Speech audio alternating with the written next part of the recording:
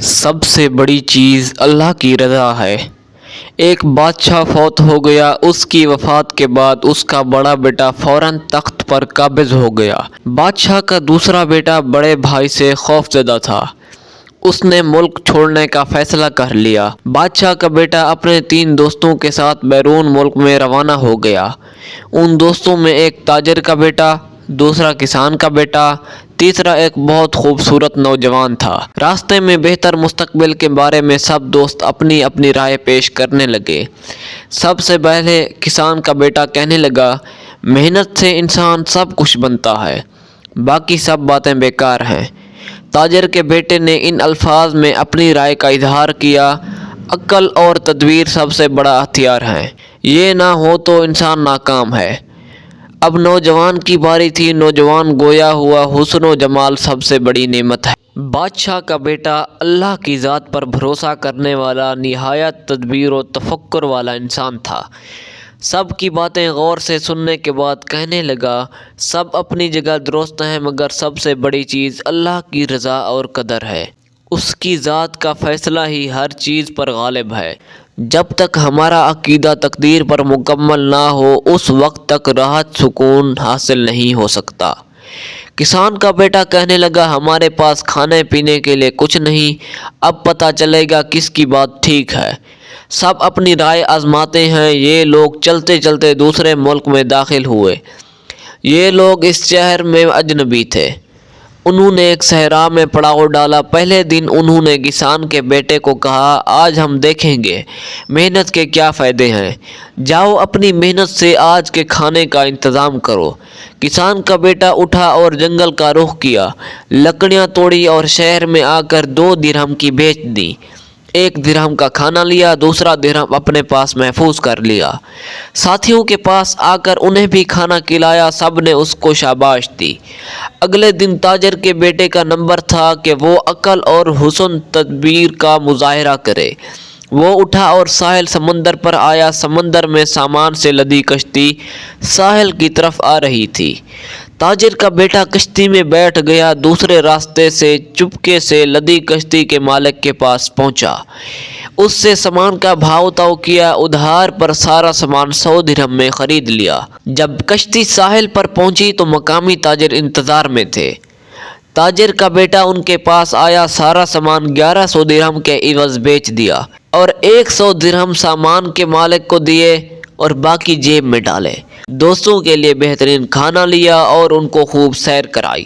اگلے دن خوبصورت نوجوان کا نمبر تھا، جس کا کہنا تھا، انسان خوبصورتی کے بل ہوتے انسان کامیابی حاصل کرتا ہے۔ دوستوں نے کہا، آج ہم دیکھیں گے آپ کا حسن ہم کو کیسے کھانا کھلائے گا۔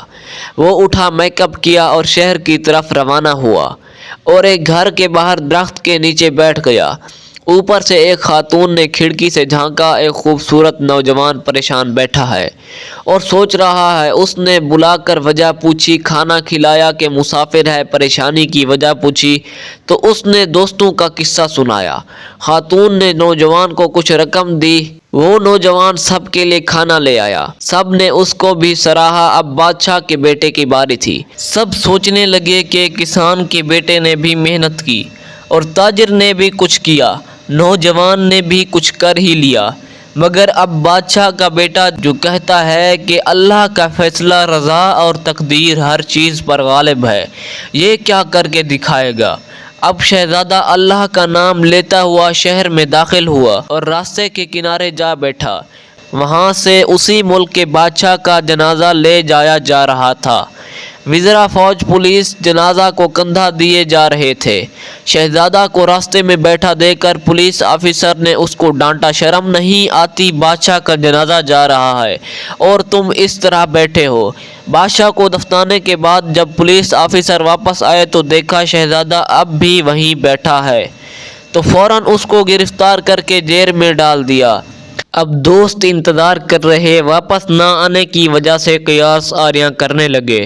وہ شہزادے کو ڈھونڈنے شہر کی طرف چل پڑے، لیکن شہزادہ جیل میں بند تھا۔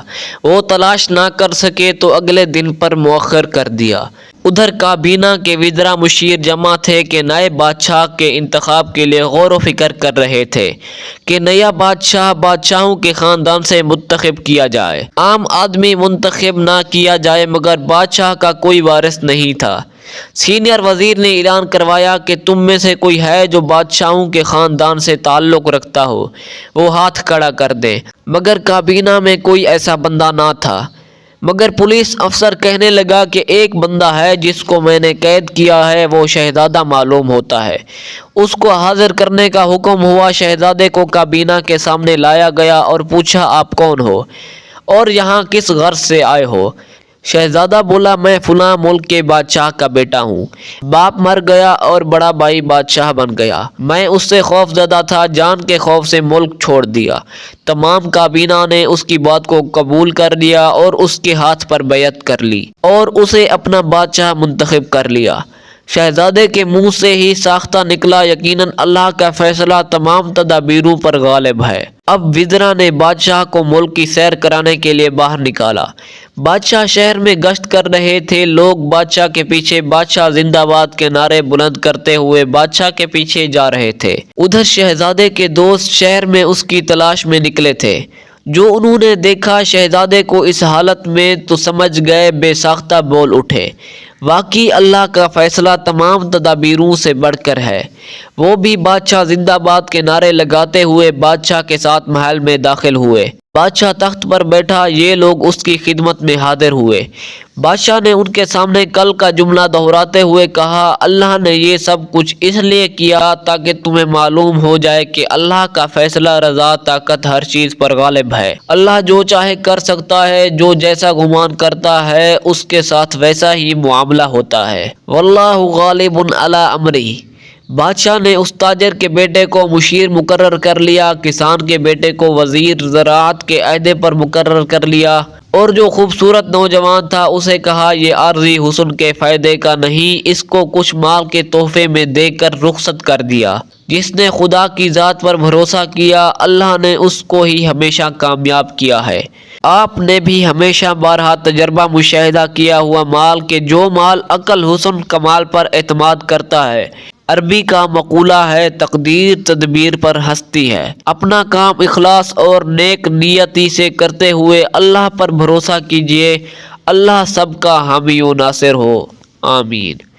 वीडियो अच्छी लगी हो तो आगे शेयर ज़रूर करें। वीडियो को लाइक और चैनल को सब्सक्राइब भी कर दें। शुक्रिया।